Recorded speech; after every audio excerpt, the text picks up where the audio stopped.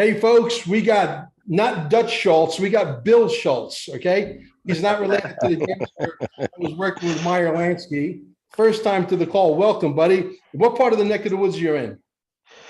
Central Illinois, where it's cold and nasty state. Okay, gotcha.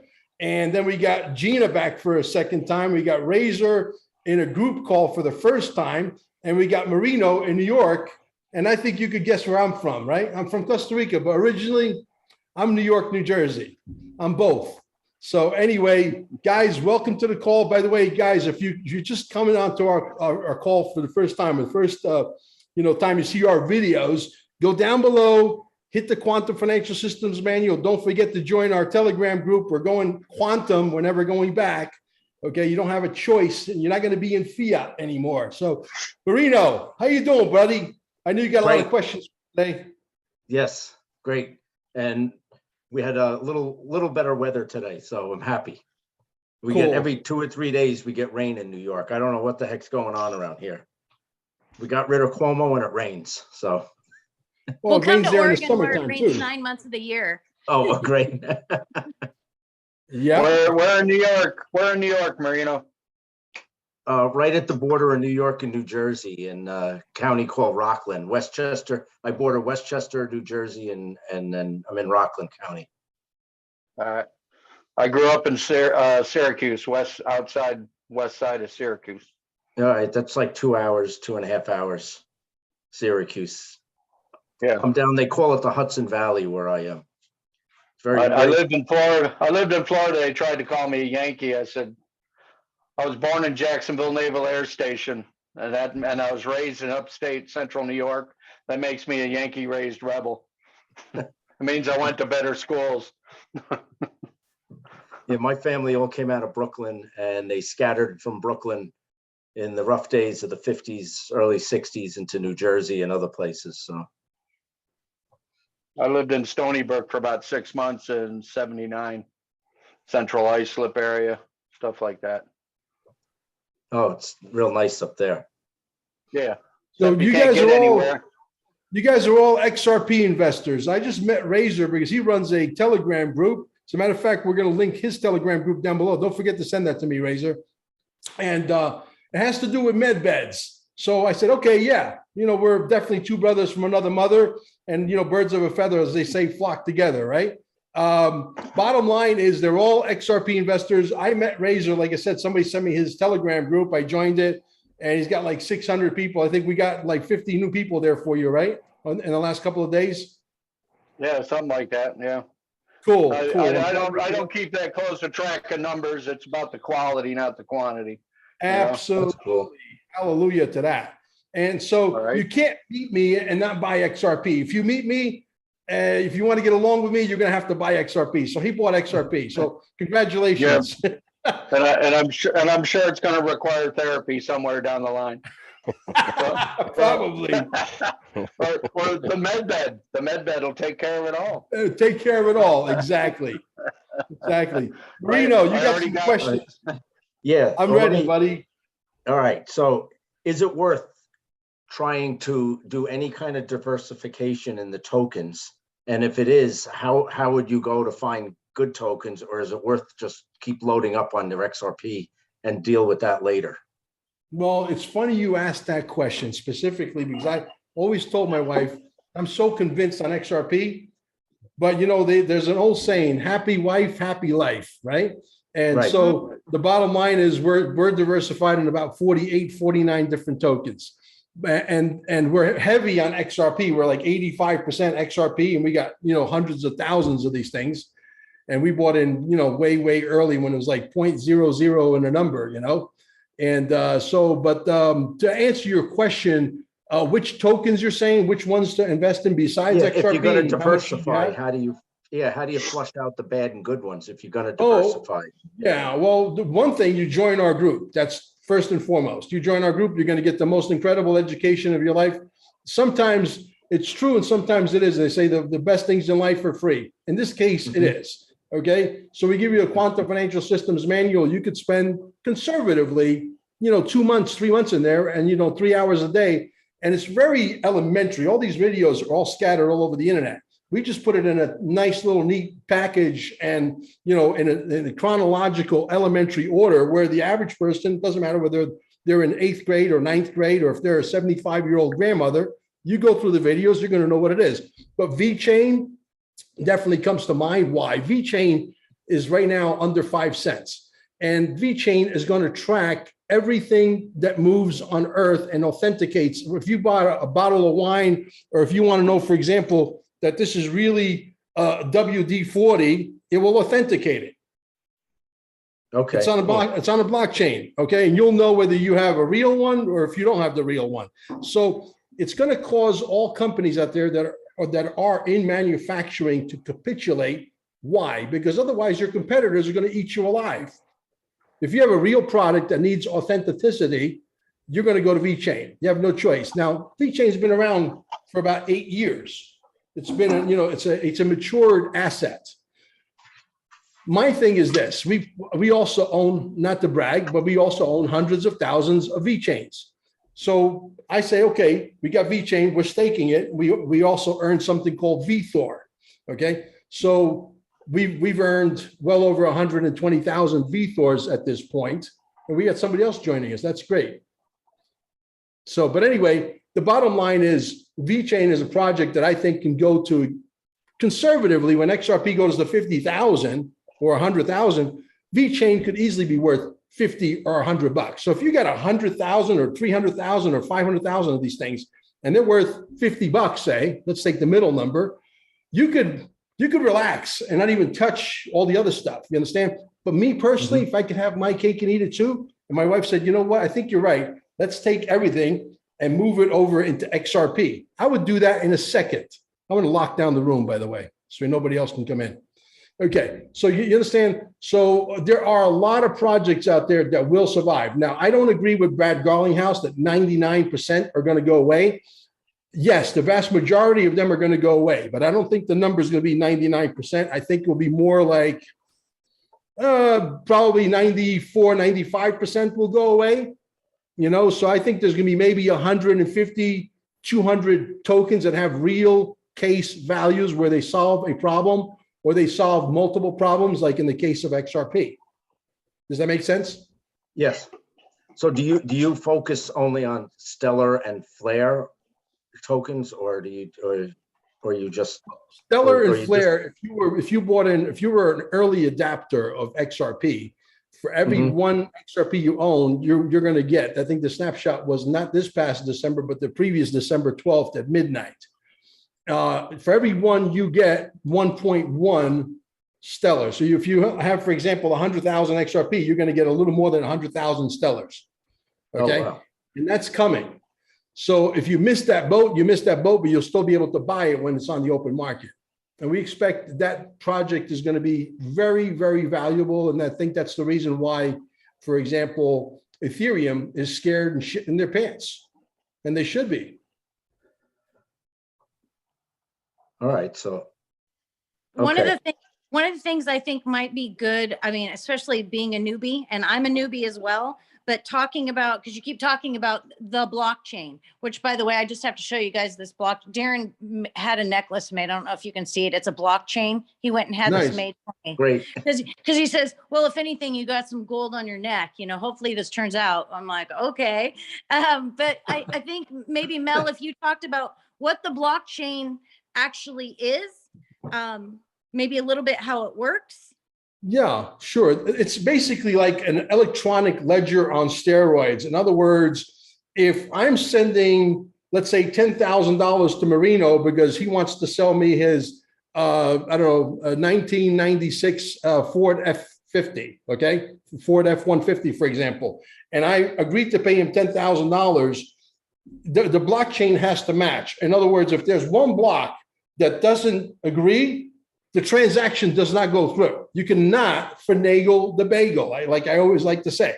It's an impossible system to sort of, that's why they don't want the new voting system that's coming. Correct. Because you can no longer do what they did in 2020. And I have to be careful with my choice of words because we are on communist YouTube, okay? Yeah. And so it is a precise system system. I don't know if I'm stressing the word precise enough.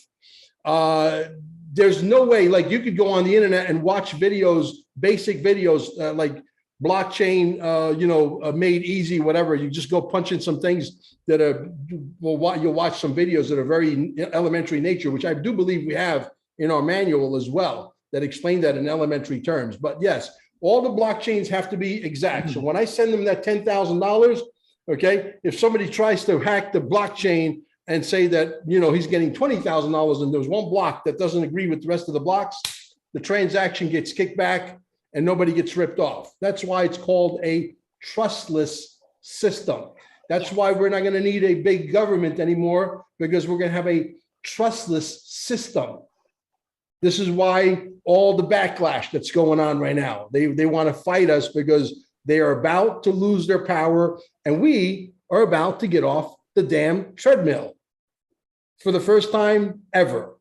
Yeah. Right. Bottom line. Amen. Yes. Yeah. Does that answer your question, Gina?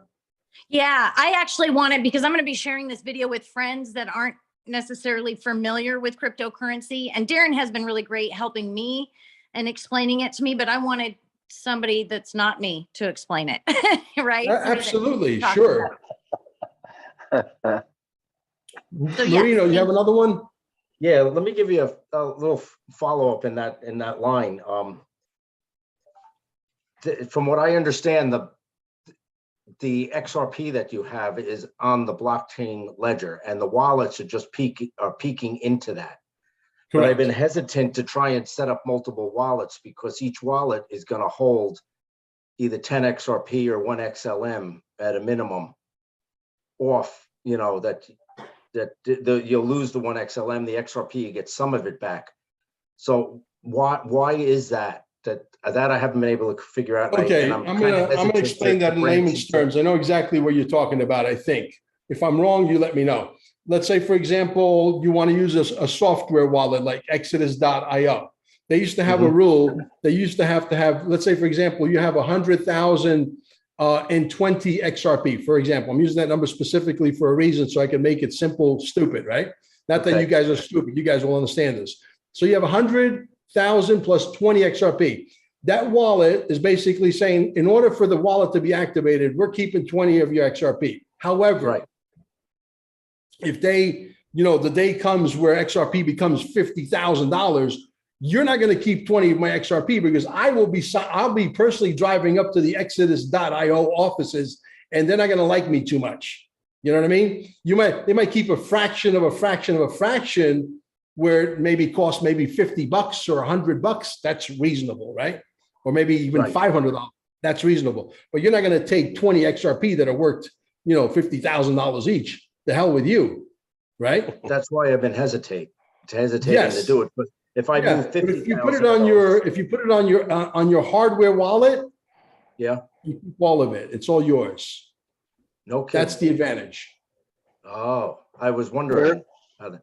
Yeah, because if I take 50,000 of that, move it to another wallet, now they're holding 20 and they're holding 20, right? Right. There's because you already paid for your wallet. You own your wallet. It's your wallet. So if you transfer 50,000 XRP, you have 50,000 XRP. But if you download a wallet that's never been broken into, Exodus.io is like Fort Knox so far. Knock on wood, so good, right? But so that's a good wallet, but you have to pay the fiddler a little bit, right? They're in business to do that. Okay. Yeah, I know, Rick, you got a question. So where's you said the hardware wallet? Where is that, the Exodus one? Because I'm still yet to set up my Exodus thing. I've, just time constraints and stuff, but my brother has already done it today. So is he on the right track or should we go a little bit different direction? I think I noticed in the Uphold that I thought I seen that there's a wallet inside that app. Is that right? There is. However, unfortunately, Uphold recently, about a few months back, they got hacked. So when you buy an Uphold, and for the new people who are listening to this for the first time, listen very carefully. If you buy with a credit card, you're going to pay an extra couple of fees, but it's well worth paying the extra fees because you could take your money off of the exchange the minute you make the purchase. If you buy with a debit card or you buy it through any other means, they're going to hold your crypto for 65 days. I'm a little bit weary holding my crypto on an exchange I know got broken into at least once. Yeah. Does that make sense? Yep. Yep. So I'd rather spend the $59 or $69 or $79, whatever it is, and buy yourself a Nano X. It's money well invested, because you're not going to look, Rick, today you bought some more XRP, correct? Yeah, yeah. Right. I'm sure next week you'll have an extra couple $100 or an extra couple of $1,000, whatever the case may be. You're going to dump it in again. So it's good to have the wallet. I'll send you a link. My wife will make €4.99. Not enough to retire on. For a cup of coffee. Yeah, exactly. But you know what we do with that, because we're looking at the future. We're not looking for income. We're looking for outcome. There's a big difference. Okay. So what we do is they pay you that money in Bitcoin. What we do is we take it as soon as Bitcoin goes up a little bit, we immediately transfer it over into what? The one XRP. So that $4.99 that we make from your purchase, it doesn't matter whether you buy it from us. The reason why you want to buy from us is we're going to send you directly to the manufacturer. Okay. Because there's been instances, and I want to get off a little off track here, but it's important. There's been instances where you buy from a third party and they'll repackage it so perfect that you don't know it was open and programmed to steal your money. You buy from a third party, you bring it home, you think, oh my God, I got the Nano. You go in to get your money, and as soon as you plug that sucker in, they get a message saying, Rick just plugged his razor in, and they come with faster computers. They're sharper, they're smarter than you are. And as soon as you go to download your money, they're there to take it out. They siphon it out just like a vacuum cleaner, right? You follow me? So you buy it directly from the manufacturer. That's your insurance policy that we give you. We're giving you directly to the manufacturer. When you buy from the manufacturer, let's say, for example, let's say that this is your hardware wallet. By accident, you flush it down the toilet.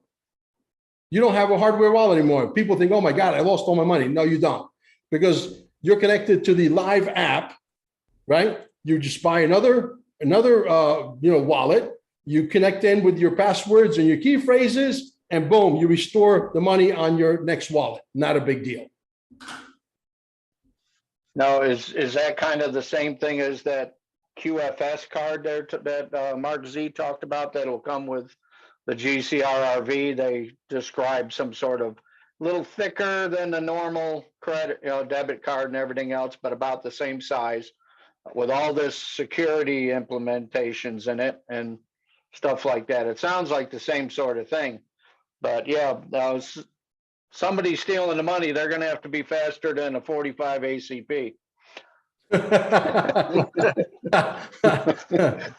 if I'm not mistaken, it's right there to your left there, right? Or your right? It's in the other room right now.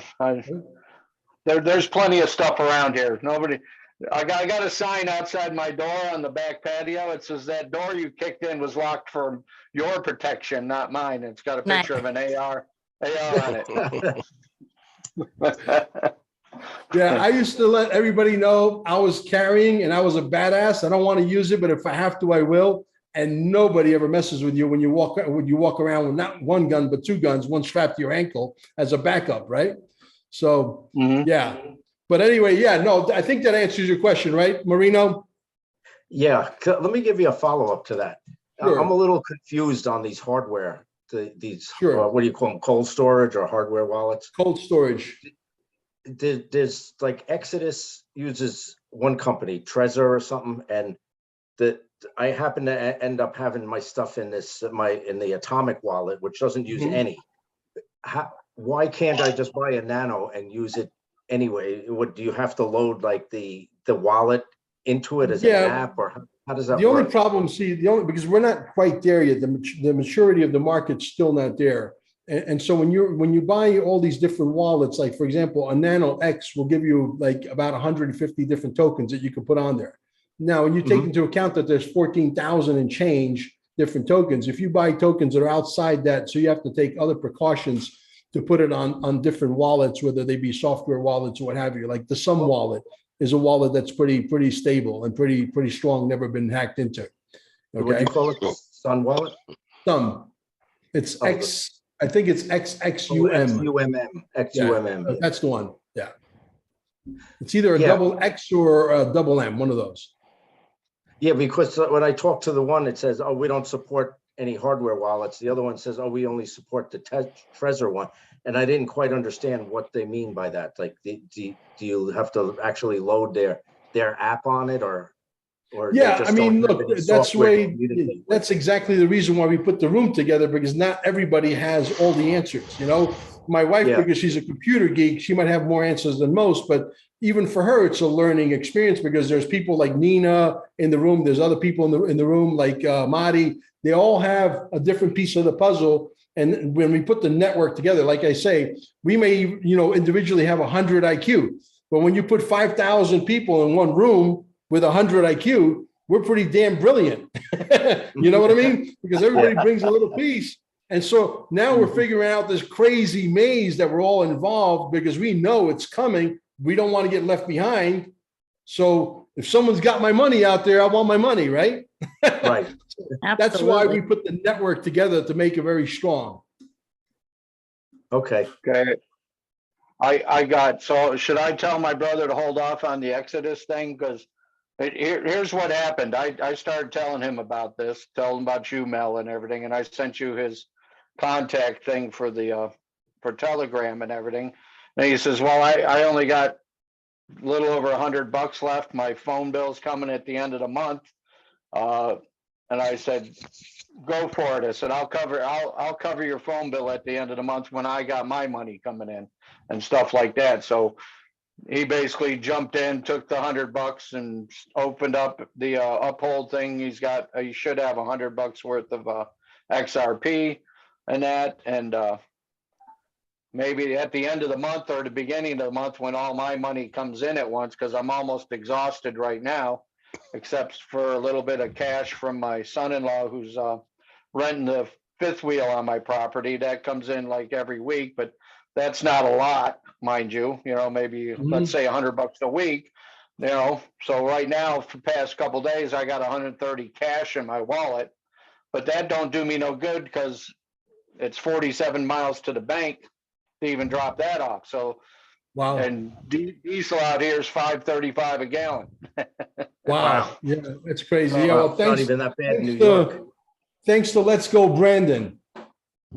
Well, and then when everybody says keep some cash on hand, go to the bank, take some cash out, have 2 or 3 weeks of food, and la da da da da. So why would I take the fuel to run in there just to put it in the bank? I mean, I got a couple hundred still sitting in the bank. So Sure. I just got to ride this out a little bit. I do have some XRP, so if it jumps tomorrow, I got one of my neighbors. I just told him about it this afternoon, and when I seen your video you just sent me about any second, I called him right up. I said I sent you that. I said get on the app. I said at least get on the app. Don't worry about the Exodus part right now. Just get. Well, they're telling you they're going to collapse everything. That's how arrogant they are. They don't care. They want to scorch the earth because they lost the game, and that's the way it is. Bill Schultz out there, you got a question out there? I know you're in your easy chair, and you look really comfortable. Tell us. Yeah. Well, I hear you. You keep saying people are buying XRP. Where? I have XRP. If you want to buy a small amount, you go to uphold.com. Okay, which one? Is there one that's Coin too. What's that? Yeah, you can get it on KuCoin. That's correct. Okay. Are those hooked up so I can go right to my Nano X? Yeah, you can download it and put it right to your Nano as long as you buy it with a credit card on Uphold. Don't buy it with a debit card. And on KuCoin, I think you could take it off immediately, right, Gina? Yeah, and I think there's also one other one. I had written it down. Coin Mana. Coin Mana, yeah. Depending on now, depends. If you live in New Jersey, that's why I say it's a maze. If you live in New Jersey, for example, hypothetically, you could use Coin Mana, but if you live in New York, you can't. You're punished. Right. What's your punishment? What crime did you commit? Well, you live in New York. In New York, the only thing I really found that I could use is Coinbase. That was halfway decent. Exactly. Rick, where do you keep your XRP now? We keep it in hardware wallets. You what? Well, I don't have it in a wallet or anything just yet. It's still sitting on my Uphold app because I haven't set up the Exodus thing yet. Of course, I'd have to figure out where I'm going to get the 65, whatever it is, for a hardware wallet, which sounds like that's the better avenue. But for right now, I felt it was more important to at least have the XRP. So if it jumps, I got it, and it'll work for me, and I can buy a little bit more. Like I say, I get my pension money on the last day of the month, and then my Social Security money on the third of the first of the month. So right in there, I got a lump sum of money, which goes out to, mortgage payment, this, that, and the other thing. And once this whole thing pops, I mean, the whole GCRV, I got 1.2 quadrillion of ZIM, just in ZIM alone. That's the large denominations. I got Bolivar, Dong, Dinar, Rupiah, Indonesian Rupiah. I mean, I got a good diversified set of currencies to take in there with me. I won't be lacking, once that happens, it's yeehaw, and then I can do what I want. When I opened up the Uphold thing, at first I did $100 of XRP, and then I got 1.4 of silver, right? Well, first I did just an ounce or whatever it was, but I looked at the number and it was 2666, and I said, no, I bought 10 more bucks because I can't have 666 sitting there. Yeah, I do the same thing, Rick. Yeah, right away it's like, boom, 10 more bucks. Okay, we know when the fees came out and everything, and then just the other day, yesterday, I said, you know what, the silver is just kind of it's up and down, up and down. And I mean, the XRP is too, but I said, you know what, boom, I sold the silver into XRP. And then today, when you told me any second now, here it is again. I decided to go $50, right? And I look at the number, and there's that 666 again. It's like, okay, $52.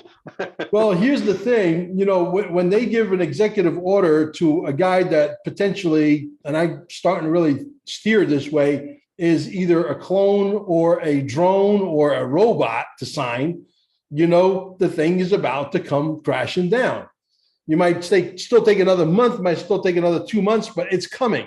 Wherever you look, the tail signs are all over the wall. How much longer? It all comes down. They're the boss. They're going to get their last word in, whatever, no matter what. Let's hope that this war doesn't escalate. I'm sorry. I read that, and it's like everybody's worried about who's going to get credit. It's like, you know what? After it's all said and done, you can explain to people that it really wasn't him that did it. It was this, that, or the other thing. It was just a movie. You can explain all that away. The object is let's get this party started. Let's get that rolling.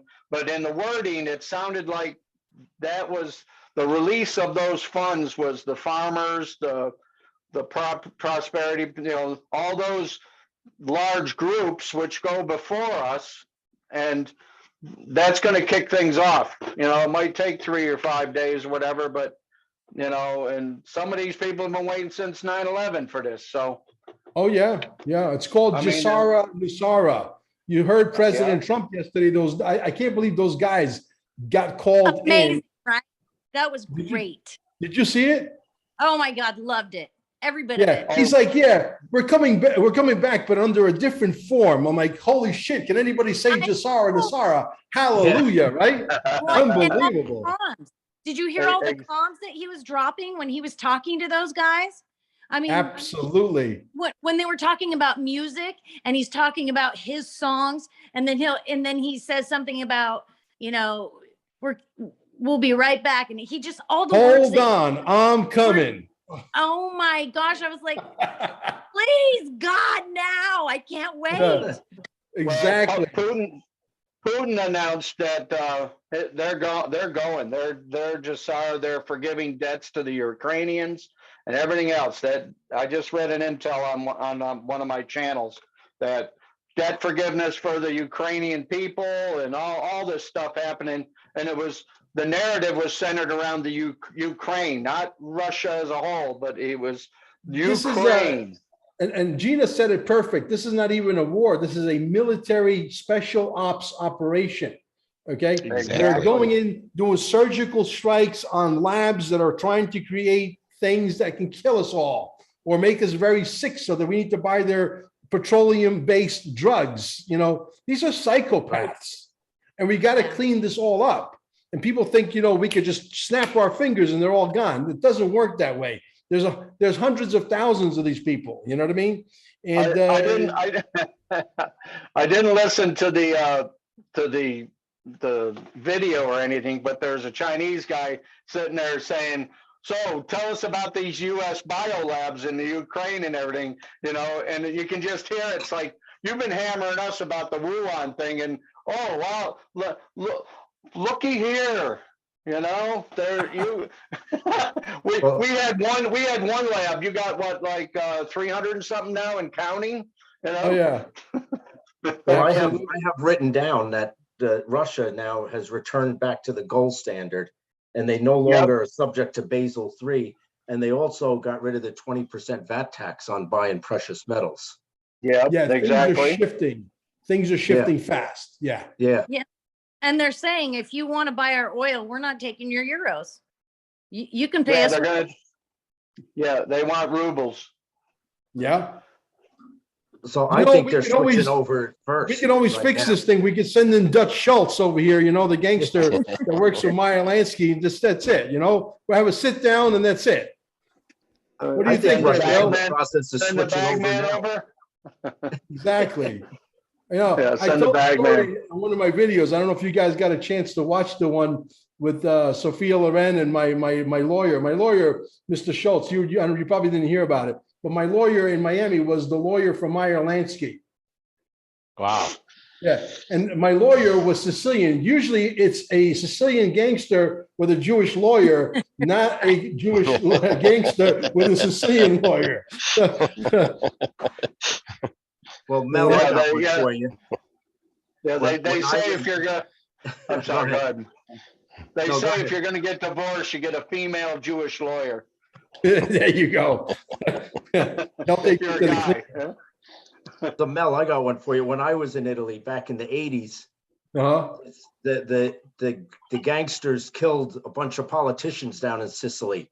And the people I was with said, don't tell anybody your last name is Fontana, because that's the guy that whacked them down there. Yeah. So they said, just keep your head down. Yeah.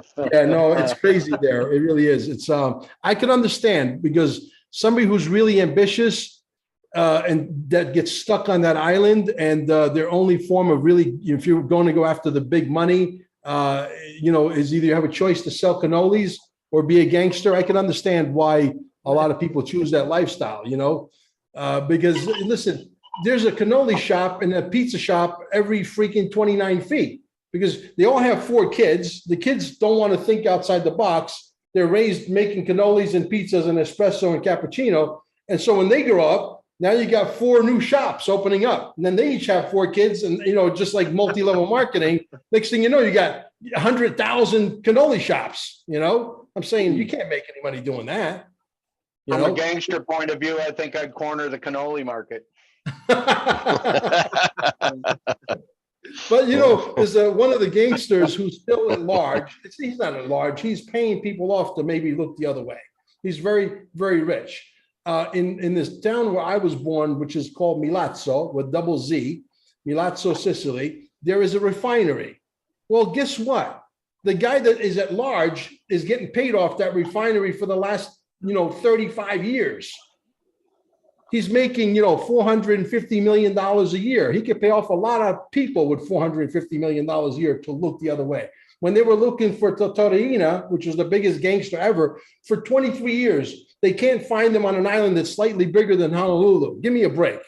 You know what I mean? Yeah. Yep. They could. Marino, do you speak Italian by any chance? No, very little. Non parli italiano, cavolo. Yeah, I speak Italian, I speak Sicilian, I speak Spanish, I speak English, I understand Portuguese. My grandparents only spoke Italian, but they had this thing when we were growing up that nobody else was allowed to speak the Italian. So everyone had to learn English. Right, right. Unfortunately, I only know very few words and some of the good choice words. Absolutely. I wish I would have learned Italian and Spanish when I was young, and I had, the brain of a sponge that took in everything. I've been taking a Spanish class online, 10 minutes a day, for the last year and a half. And I don't have anyone to practice it with. So anytime I take Darren to dinner, I'll start speaking Spanish with the waiters and waitresses. They love it. They think it's so much fun that I'm trying. But the other day he's like, babe, you did pretty good. What'd you say? I said, I asked for the check. But I totally wish I would have learned Italian when my grandmother was still alive. Okay. The check, that's the easy one. Here's where I'm going to throw this in because I have no concrete evidence on this, but they're saying the med beds, they can, if you want to learn a language, have 6 languages or whatever, just like the Johnny Mnemonic movie, just Right. boom, put it in. And the guy I'm talking to is real close to somebody that's actually worked with him off planet and stuff. If that's that story. But then all of a sudden he's telling me this. He says, I've already got 6 languages picked out, and one of them off-world language. I'm like, wow. I said, what about martial arts? He says, like, oh, wow. He says, I'm gonna have to put that on. Come my out of that list. med bed, you're Bruce Lee. I love it. The Matrix. It saves me the headache of going to school. I mean, I had a hard enough time passing English in high school. Okay, I mean, Absolutely. So guys, getting back to current events, politics, XRP, the lawsuit, where do you guys see? I mean, the lawsuit, there's a lot of rumor that the lawsuit potentially has been settled, and nothing will surprise me. The only thing, if it has been settled, just speculating, let's just say it has, the only reason why they haven't come out and said it to the public is they got to figure out how to wipe the egg off of the face of the SEC. And they got to choose the right lingo so that they don't look so gangster-like. But these are white shoe boys, you know what I mean? They're giving, somebody owed somebody a favor, and they said, okay, we're going to set you up the SEC. The SEC answers to nobody. Okay? Let's say, for example, hypothetically speaking, that Ripple was guilty, okay? And they have to pay $500 million fine, argument's sake. Do you know who that money goes to? A couple of the guys upstairs from Gary Gensler and Ray Clayton, Jay Clayton, okay, that nobody knows who they are. They take the bigger company. Those are the guys, the puppet masters, the guy that runs everything. Jay Clayton gets a couple million, Gensler's gets a couple million, and they pay all their clerical workers. They answer to nobody. If that's not gangsterhood, then I'm not Sicilian.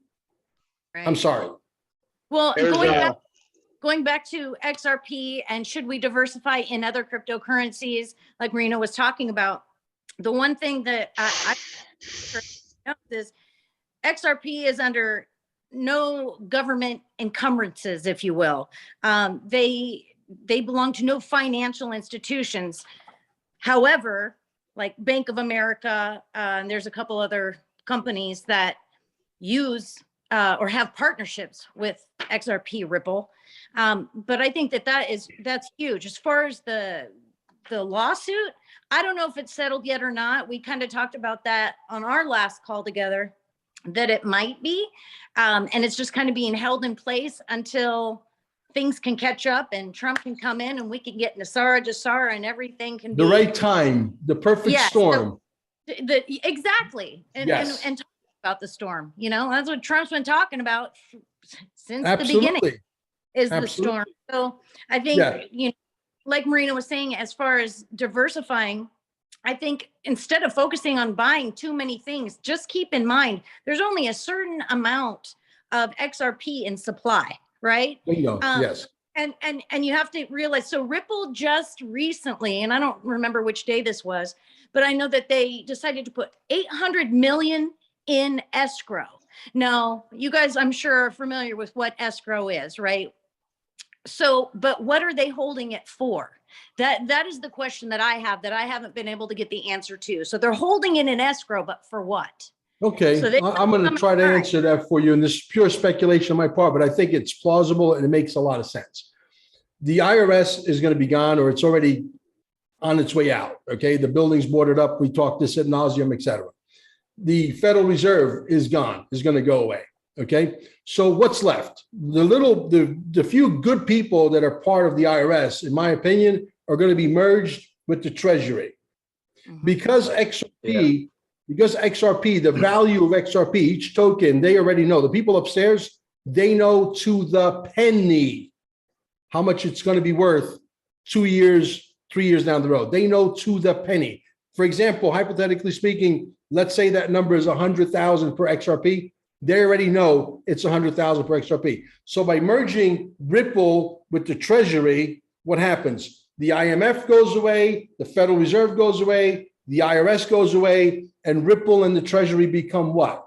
The lender of last resort, which is what the IMF does. But it's going to be under the different rules and laws and regulations that are fair laws, because Gesara is not something, because what they did, I don't know if you ever read a book called Confessions of an Economic Hitman. I have not. You have? Okay, Yep, great. I've watched the video, Parsons, right? I met John Perkins live, and I'll tell you a whole story after this, just for shits and giggles, because it is highly entertaining. Remind me, John Perkins' book story, and I'll tell you the story. So what happens, in essence, XRP is going to become the lender of last resort. What the IMF used to go into countries and lend them a bunch of money where it didn't benefit anybody, but benefited only a few rich families, okay? And then when they could not pay back that loan, that country was indebted to the United States forever, okay? And if the presidents of those countries didn't want to play ball, they would send in the jackals. Yeah, baby. Yep. Okay, that's the story. That's the skinny version. Now, I'll tell you a funny story that's connected to that book. I worked for a gentleman who was not a billionaire, but he was a half a billionaire. He's worth about $500 million. His name was, what is his name? I can't think of it. I blanked out right now completely. Damn, he's from Washington State. William Cornwell. There you go. William Cornwell. Just had a brain fart there for a second. I apologize. Okay. William Cornwell was an investor of technology. He had money in Dell Computer. He had money in a lot of the a lot of the tech companies like Dell, IBM. I remember most of his portfolio because he showed it to me. Apple Computer, etc. Anyway, long story short, he amassed an incredible amount of wealth. And one day I meet him. I was helping a friend of mine that opened up a pizza shop in North Miami, right? Setting up the pizza shop, whatever. I meet this guy, and this guy, him and I hit it off immediately, right? So I start hanging out. The next thing I know, I'm working for the guy. He's paying me like $2,000 a week. But for me to go work for him, every morning I wake up, I got to go to the gym. I got to go for acupuncture. Then I go to a chiropractor. Then I go for a massage. Then I go to work. That's the kind of boss I like, right? Check this out. I give him the book, Confessions of an Economic Hitman. He says, where did you buy this? At this point, I didn't even know how wealthy he was. He hasn't showed me his portfolio yet. I said, I bought the book in Bal Harbor Shops. There was a bookstore there. This is Bal Harbor Shops it's like the Rodeo Drive of Miami. We get there, and he says to the lady in front of me, he says, how many of these books do you have? She goes on the computer, she checks, she goes, we got 21,000 and change. He goes, good, because I'll take all of them. He gets his checkbook. He gets his checkbook, writes a check for 21,000 copies of the book. He gets them delivered to his house. He's got them in the trunk of his Jaguar, which was rented by Hertz. And he's handing them out like you're handing out business cards because he loved the book. True story. William Cornwell. I mean, I've lost track of the guy. He moved from Miami back to Washington State. His divorce case was one of the most, publicized divorces in Washington State at that time. Made a lot of money with real estate. Really smart guy. The moral of the story is this guy doesn't know diddly squat about technology, but yet if you talk to him verbally, You think you're talking to the CTO of Dell Computers. Swear to God. Unbelievable guy. So I'm surprised you guys know about the Confessions of an Economic Hitman. Well, Mel, I I think watched. reach out to him again. What's I that? think you should. I think you should reconnect with him. I would There's- love to. I wish. I don't even know if he's alive. He was in his 70s when him and I young 70s. He could still be alive, but I don't know. You know, and you know what? This guy was an incredible guy. He used to give away $3,000 a day.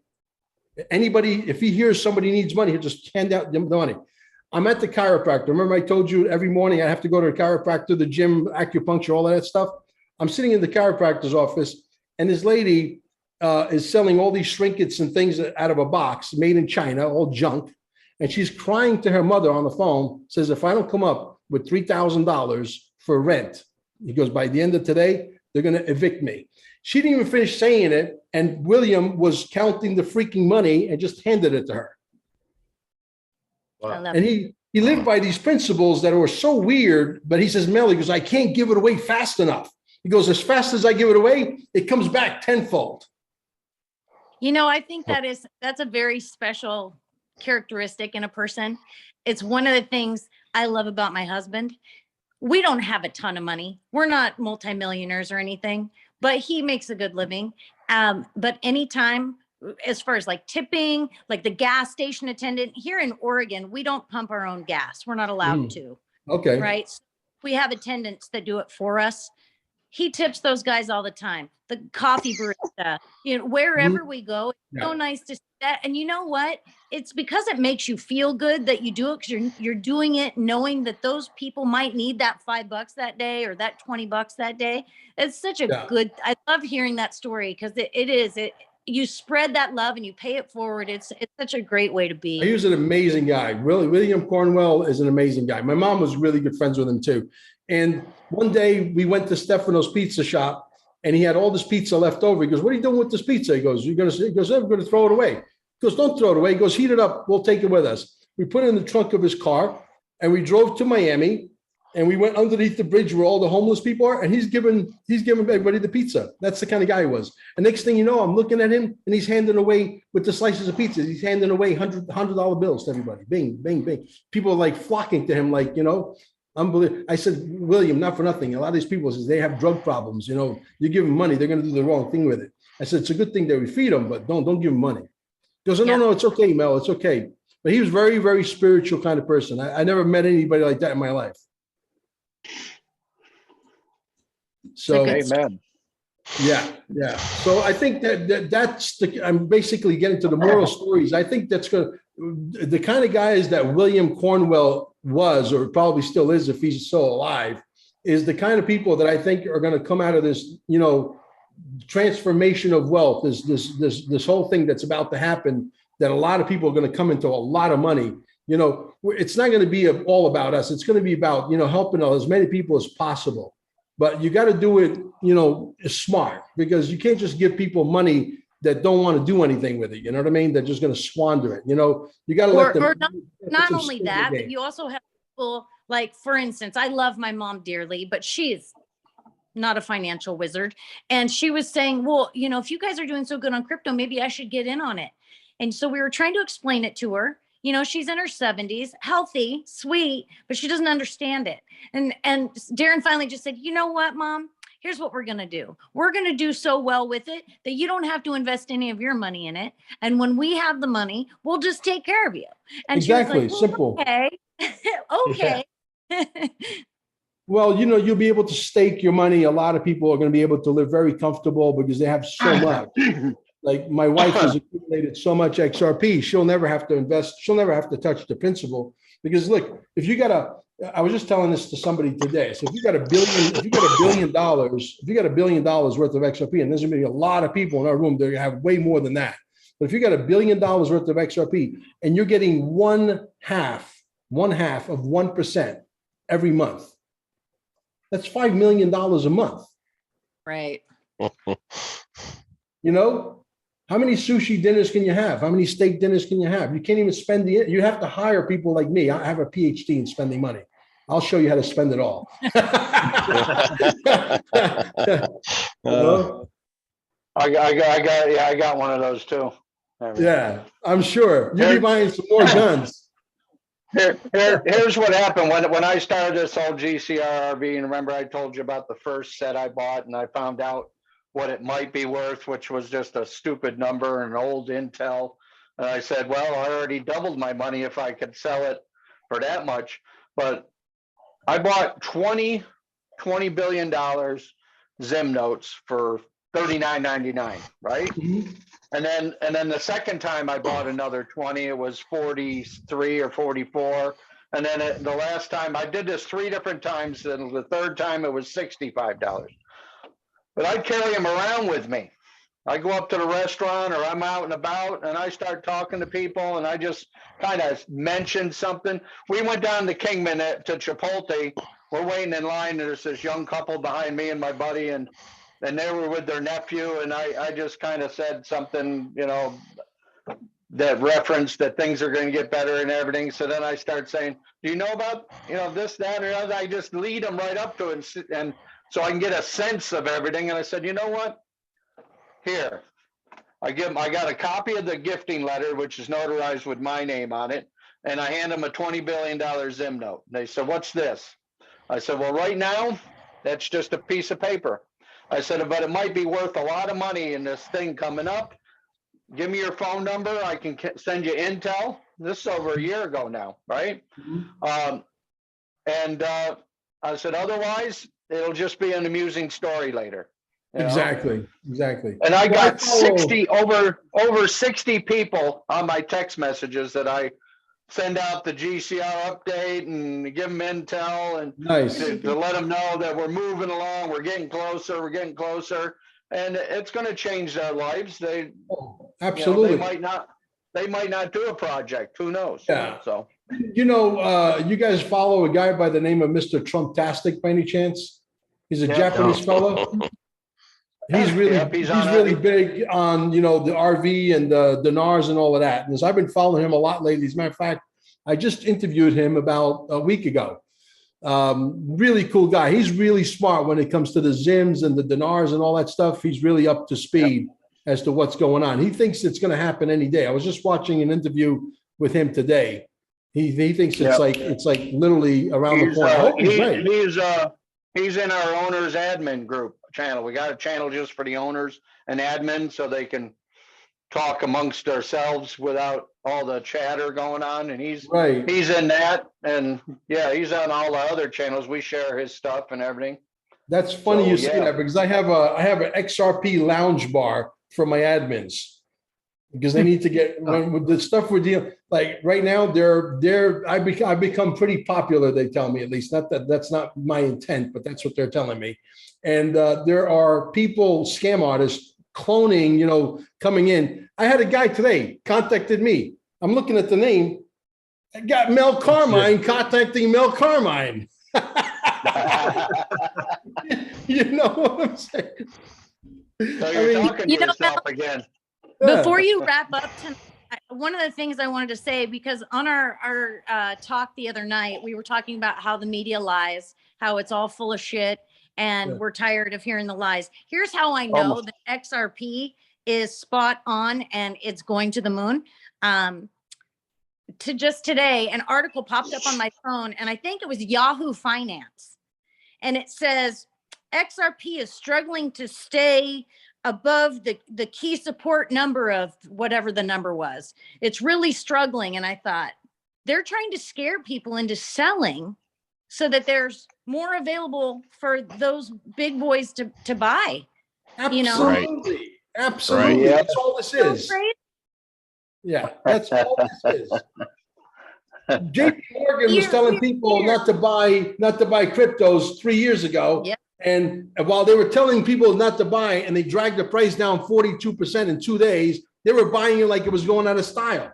He bought it like crazy. There was an article about him as well today that popped up. I didn't read it yet, but JP Morgan actually came out and stated in the last couple of days that they do see cryptocurrency, you know, on the rise, and they see good things ahead, and they're not sure about what's happening with Ripple, but you know, there's all these like spot on headlines, and you're just like, whatever, man, just go away. It's exactly correct. You think about JP Morgan, they have frauded the American people, well, everywhere, I guess, in the world, but they have frauded so many people, and they get these fines of, hundreds of millions of dollars. But when you make hundreds of billions of dollars, do you really give a shit? It's nothing. Care. It's like nothing. And they don't want anyone to really know that they've been trying to corner the physical market on silver, and they're shorting the crap out of it and keeping the price down. Oh yeah. So they're playing that game too, and while they're manipulating the crypto market. Yep. Yeah. Well, hold on to your silver, hold on to your gold, and buy XRP. Absolutely. Amen to that. Bill, Countless. Rick, go ahead. Sorry about that. I countless times I've been on the phone talking to the bank about, an overdraft fee or a maintenance fee and everything else. And I said, well, you charge these things, but you're making money off of me. And then I have to actually explain to the person on the phone who's a banker and everything else how fractional. I said, do you understand fractional reserve banking? No. So let me explain it to you how $1,000 and you got to keep 5 or 10% there and loan out the rest and everything else. And that $1,000 goes down to zero. And every bank involved is loaned out $20,000 worth of money plus interest. I said, and you want to charge me $10 a maintenance fee to do what on my account? Yeah. $10 that I don't have. Exactly. That drives me into the negative. I'm like, oh. And they one of don't the have a clue. we have a chapter inside our inside our quantum financial systems manual that explains exactly what a screw job the monetary system is going back 2,000 years. I'm talking hundreds of thousands of dollars worth of production value. These things are very well put together. There's like seven videos that are like an hour, 20 minutes long, whatever. I mean, the educational value you guys get from our quantum financial system, because like I said, all these videos are scattered. You could go find them, but it will take you months, okay, to be able to put them together, because we put them together over the last, 6 years. We got the best package when it comes to education, bar none. I mean, if you watch these videos, you will be pissed off after you watch these videos, because then you'll understand. As big as a scam as you think it is, it's 100 times worse, 1,000 times worse. Way worse. Yeah. I mean, it is a complete scam. A complete scam. Guys, it's been real. Any other questions? I know, Bill, you're so talkative. You should come with aspirin next time. You give me a headache. Hey, I'm here to learn, and I learned a lot tonight, and I appreciate you guys. Good. Guys, let's do it again. I do these things sporadically whenever I say, okay, let's do a podcast tonight. I may send it out 3 hours before or 8 hours before, like today. And whoever shows up, shows up. I said to one of my friends today, I bet you one day, because I got like 57 people now. I said, I bet you one day they're all going to show up. It'll be a party. Yeah, exactly. So sounds good, guys. We'll talk soon. Thank you. Thank you. Bye-bye. Great night, guys. Bye-bye.